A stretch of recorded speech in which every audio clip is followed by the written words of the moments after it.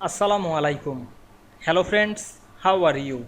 Welcome back to my another video. In this video, I am going to show you how to add thick bottom borders in Microsoft Excel. Let's get started. At first, you have to open your Excel workbook. Now we want to add the thick bottom border. At first, select your datasheet. Click and drag on our mouse. Then go to the home menu.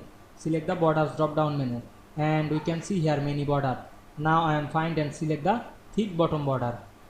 Then we can see here we added the thick bottom border to this sheet. Go to the file menu and select the print option and check the preview. We can see here the bottom border very thick. We added easily.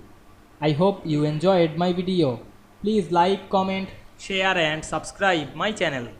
Thanks for watching.